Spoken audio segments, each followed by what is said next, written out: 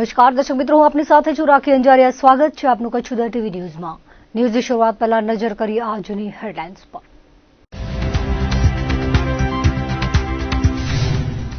કચ્છમાં રવિ પાકના વાવેતરમાં વિલંબ. ઠંડીની શરૂઆત ન થતા ખેડૂતોમાં ફેલાઈ ચિંતા. વાવેતર માટે અનુકૂળ વાતાવરણની ધરતીપુત્રો જોઈ રહ્યા છે રાહ. ભુજમાં વડીલો માટે વહીવટી તંત્ર દ્વારા કરાઈ નવી પહેલ. દાદા દાદી પાર્કમાં કેવાયસી કેમ્પનું થયું આયોજન. 80 થી વધુ વડીલોએ કેમ્પનો લીધો લાભ. ભુજમાં ગુરુ નાનક દેવની જન્મ જયંતિ ઉજવાઈ. ગુરુદ્વારા ખાતે વિવિધ કાર્યક્રમો યોજાયા. શ્રદ્ધાળુઓએ દર્શન અને લંગર પ્રસાદનો લીધો લાભ. ભુજ માંડવી રોડ પર પ્રાઇડ રોક રિસોર્ટથી આગળ દહીસરા પાસે અકસ્માતનો બનાવ બન્યો હતો. ફરિયાદી ગોળ પરના રહેતા વિશ્રામ મહેશ્વરીએ જણાવ્યું હતું કે તેમના પિતા ખીમજી મહેશ્વરી તેમજ કુટુંબી દાદા પચાણ મહેશ્વરી બાઇક લઈને ગોળ પરથી દહીસરા જતા હતા. ત્યારે કોઈ અજાણ્યા વાહન ચાલકે ટક્કર મારતા ગંભીર ઇજાઓ થવાના કારણે બંનેના મોત થયા હતા.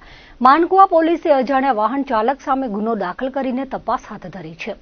આ તરફ ભચાઉ તાલુકાના મેઘ પરથી કુંજેસર જતા રોડ પર અકસ્માતનો બનાવ બન્યો હતો.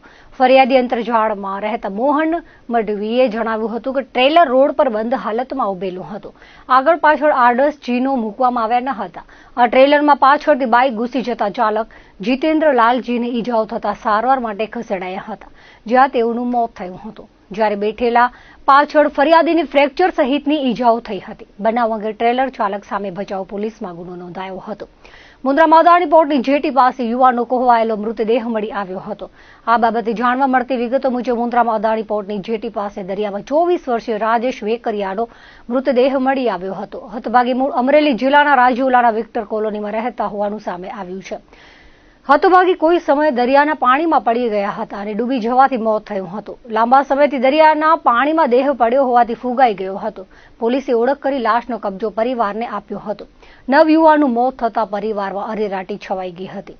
આ તરફ અબડાસા તાલુકાના મીઠી ડેમ પર આવેલ કેનાલના ખોલબંધ માટેના વાલ્વની બાજુમાં ડૂબી જવાના કારણે આધેડનું મોત થયું હતું. નલિયા પોલીસે જણાવ્યું હતું કે હતભાગી માંડવી તાલુકાના ઢીંડ ગામના હાલે રામપર અબડામાં રહેતા 48 વર્ષીય નૂર મહમદ સુમરા માછલી પકડવા માટે ગયા હતા. એ દરમિયાન પગ લપસી જતા ડેમના પાણીમાં પડી ગયા હતા, જ્યાં ડૂબી જવાના કારણે મોત થતા પરિવારમાં અરેરાટી છવાઈ ગઈ હતી. પૂર્વ કચ્છમાં ડ્રગ્સ નાબૂદીની ઝુંબેશ અન્વયે એસઓજીએ દરોડો પાડીને સિનોગ્રા ગામે ઘરમાં ગાંજાની ખેતી ઝડપી પાડી હતી, જેમાં આરોપીને અંજાર પોલીસે ઝડપી લીધો છે. આ અંગેની વિગતો મુજબ અંજાર તાલુકાના સિનોગ્રા ગામે બાતમીના આધારે એસઓજીએ કાર્યવાહી કરી હતી, જેમાં આરોપી મોહમ્મદ હાજી મોહમ્મદ હુસેન સૈયદના ઘરે ગાંજાના 38 છોડ તથા 551 ગ્રામ ગાંજો મળી 1,57,000નો મુદ્દામાલ કબજે કરવામાં આવ્યો હતો. એસઓજીની બાતમીના આધારે કાર્યવાહી હોવા છતાં આરોપી મળ્યો ન હતો. બીજા દિવસે અંજાર પોલીસે આ શખ્સને દેવળિયા નાકા પાસેથી ઝડપી લીધો હતો. ફરિયાદમાં એસઓજીએ પોતે કાર્યવાહી કરી હોવાનું જણાવ્યું છે, જ્યારે અંજાર પોલીસની અખબારી યાદીમાં સંયુક્ત કાર્યવાહી કરીને ગાંજો પકડ્યો હોવાનો દાવો કરાયો છે. એ શોધવામાં જસ ખાટવા માટે આંતરિક હોડ વચ્ચે કેટલાક સમયથી આ પ્રવૃત્તિ ચાલતી હતી અને કોને કોને માલ સપ્લાય કરાતો તે દિશામાં તટસ્થ તપાસ થાય તે મહત્વનું છે. દરમિયાન ભુજમાં જીકે જનરલ હોસ્પિટલની સામે 2 શખ્સોને ગાંજા સાથે ઝડપી લેવાયા હતા. આ શખ્સો કોઈને ગાંજો આપવા માટે ઉભા હતા, ત્યાં એસઓજીએ ઝડપી લીધા હતા, જેમાં મુખ્ય આરોપી પારસગર ઉર્ફે પારસ રમેશગર ગુસાઈ અગાઉ પણ ગાંજાના કેસમાં આવી ચૂક્યો છે.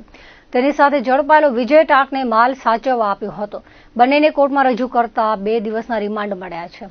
આ માલ ગાંધીધામના કાર્ગોમાંથી લાવવામાં આવ્યો હતો, જેથી ગાંધીધામમાં માદક પદાર્થની પ્રવૃત્તિ અવિરત ચાલી રહી હોવાનું જણાઈ આવે છે.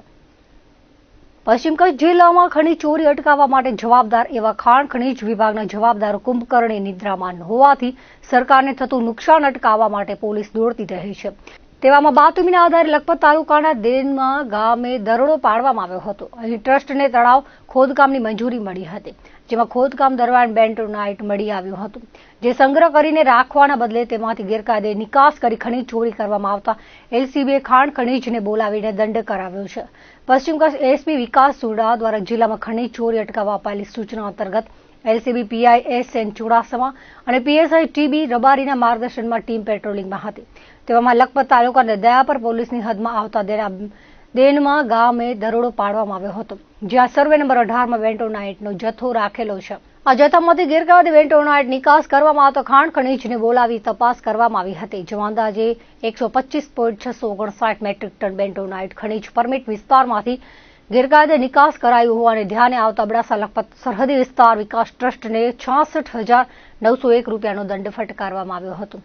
ખરેખર તળાવ ખોદકામ તેમજ મંજૂરી લીઝ વિસ્તારમાં ખનીજનું ખનન યોગ્ય રીતે થાય છે કે કેમ તે સહિતની ચકાસણી કરવાની જવાબદારી ખાણ ખનીજ ખાતાની હોવા છતાં વિભાગ દ્વારા સબ સલામતી આલબેલ પોકારી ખનીજ ચોરીને આડકતરી રીતે પ્રોત્સાહન અપાતું હોય તેવું ચિત્ર જોવા મળી રહ્યું છે. કચ્છ યુનિવર્સિટીના વહીવટી વિભાગ દ્વારા લેવામાં આવેલા એક મહત્વપૂર્ણ નિર્ણયથી કચ્છ વિશ્વવિદ્યાલયમાં ફરજ બજાવી રહેલા કર્મચારીઓમાં ભારે નારાજગી ફેલાઈ છે. ક્રાંતિગુરુ શ્યામજી કૃષ્ણ વર્મા કચ્છ યુનિવર્સિટી દ્વારા તાજેતરમાં પોતાના કર્મચારીઓના સગાઓને નોકરી ન આપવાનો નિર્ણય લેવાયો છે. યુનિવર્સિટીના તગલખી ફરમાન સામે કેટલાક કર્મચારીઓમાં નારાજગી ફેલાઈ છે. આ અંગે સૂત્રોમાંથી પ્રાપ્ત થતી વિગતો અનુસાર કચ્છ યુનિવર્સિટીમાં નોકરી મેળવવા માટે મેરિટ અને યોગ્યતાને પ્રાધાન્ય આપવાનો નિર્ણય લેવાયો છે. કચ્છ યુનિવર્સિટીમાં લાગતા વળગતાઓને નોકરી અપાતી હોવાના આક્ષેપ ઉઠતા રહ્યા છે.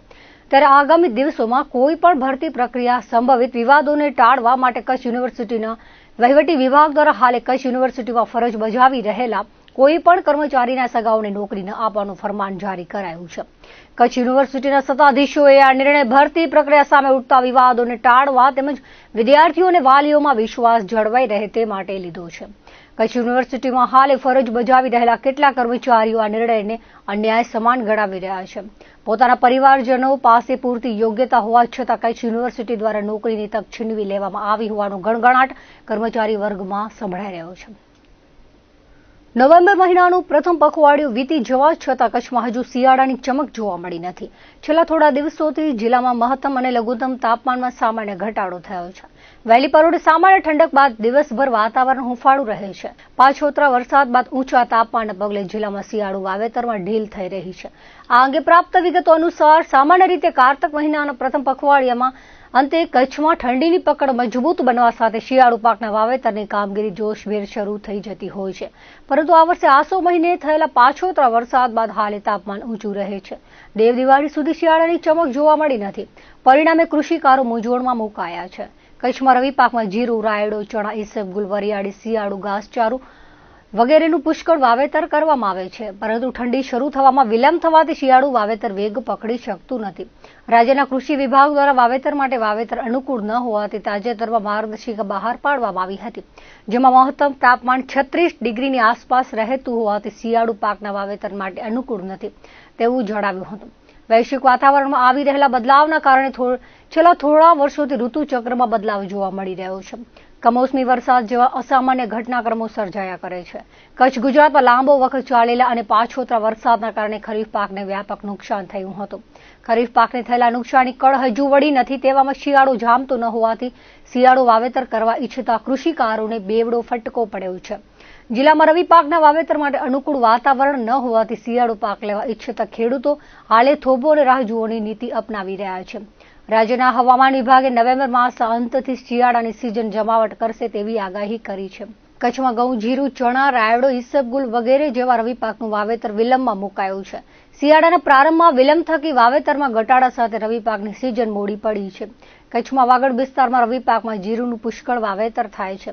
સ્થાનિક કિસાન અગ્રણીઓના જણાવ્યા અનુસાર સામાન્ય રીતે દર વર્ષે ખેડૂતો 11મી નવેમ્બરમાં અથવા લાભ પાંચમથી જીરુના વાવેતરની શરૂઆત કરે છે. પરંતુ આ વર્ષે 11/11નું મુહૂર્ત સચવાયું નથી. મોટાભાગે 18મી નવેમ્બર બાદ વાવેતર શરૂ થશે. ઠંડીની સિઝન મોડી પડી હોવાથી વાગડના ખેડૂતો વાવેતર પૂર્વે અનુકૂળ વાતાવરણની રાહ જોઈ રહ્યા છે. તો બીજી તરફ કેટલાક ખેડૂતોએ આગોતરું વાવેતર પણ કર્યું છે. જોકે ઠંડીની સિઝન વધુ મોડી થશે તો આગોતરું વાવેતર કરનાર ખેડૂતોને નુકસાન થવાની પણ ભીતિ જોવાઈ રહી છે. વાગડ વિસ્તારમાં રવિ પાકની સિઝનમાં ઉતાવળા સો બાવરા, ધીરો સો ગંભીરની વૃત્તિ સાર્થક થતી નજરે ચડી રહી છે. વાગડ વિસ્તારના મુખ્ય મથક રાપર શહેરમાં લાગેલા સીસીટીવી કેમેરાના રેકોર્ડમાં અડચણો સમાન મુખ્ય બજારોમાં વેપારીઓએ છાંયડો બનાવવા માટે કંતાનોની નડતરરૂપ આડસ ઊભી કરવામાં આવી હતી, જે આજે રાપર પોલીસ અને નગરપાલિકા દ્વારા સંયુક્ત રીતે ઝુંબેશ હાથ ધરી દૂર કરવામાં આવી હતી. પોલીસ અને નગરપાલિકાના કર્મચારીઓએ કામગીરી હાથ ધરી હતી, જેમાં નડતરરૂપ 40થી વધુ કંતાનો દૂર કરવામાં આવ્યા હતા. તો ટ્રાફિકની નડતરરૂપ વાહનો તેમજ વેપારી દ્વારા રોડ પર ગોઠવવામાં આવેલ સામાનને યોગ્ય સ્થળે મૂકવા ચેતવણી આપવામાં આવી હતી.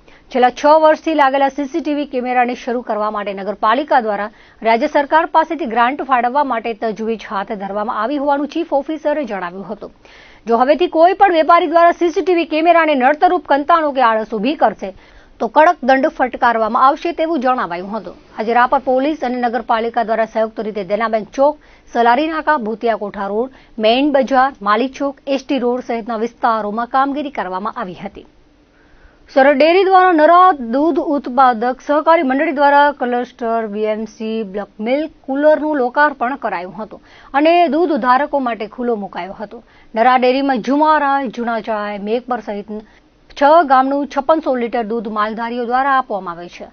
ધારાસભ્ય પ્રદ્યુમનસિંહ જાડેજાએ જણાવ્યું હતું કે વૈજ્ઞાનિકના ધાર ધિરાણ સાથે પશુપાલન કરીએ તો દૂધમાં વધારો થાય તેવી શીખ આપી હતી. કચ્છી કુરિયન વલ્લમજીભાઈના પ્રયાસોથી આ વર્ષે પશુપાલકોને 42 કરોડ રૂપિયાનો ફાયદો થયો છે. સરહદ ડેરી દ્વારા આપવામાં આવતી ઇનપુટ સુવિધાનો લાભ લેવા કહ્યું હતું. ધારાસભ્ય પીએમ જાડેજા, ડાયરેક્ટર હસમુખ પટેલ, લખપત તાલુકા પંચાયત ઉપપ્રમુખ જુગરાજસિંહ સરદાર, મયુરભાઈ મોતા, દયારામભાઈ પટેલ, ડોક્ટર રાકેશ ત્રિવેદી, નરા પીએસઆઈ વીડી ગોહિલની ઉપસ્થિતિમાં ક્લસ્ટર પ્લાન્ટનું લોકાર્પણ કરવામાં આવ્યું હતું. આ કાર્યક્રમ પ્રસંગે બહોળી સંખ્યામાં આગેવાનો, કાર્યકરો તેમજ હોદ્દેદારો, પશુપાલકો અને ગ્રામજનો સહિતના ઉપસ્થિત રહ્યા હતા. તીર્થધામ નારાયણ સરોવર અને માતાના મઢે આજે કાર્તિકી પૂનમે ભાવિકોની ભીડ જોવા મળી હતી. આજે પૂનમ હોતા તથા ગુરુ નાનકની જયંતિ હોતા રજાના દિવસે બંને તીર્થધામો પર ભીડ જોવા મળી હતી. નારાયણ સરોવર ખાતે તુલસી વિવાહની ધામધૂમથી ઉજવણી કરાઈ હતી. ત્રિવિક્રમરાયજી મંદિરે આજે સવારથી જ લોકો બહોળી સંખ્યામાં ઉપસ્થિત રહ્યા હતા. સરોવર ખાતે પણ પિતૃ તર્પણ કરવા યાત્રિકો જોવા મળ્યા હતા તો તીર્થધામ કોટેશ્વર મંદિરે પણ દર્શનાર્થીઓ જોવા મળ્યા હતા.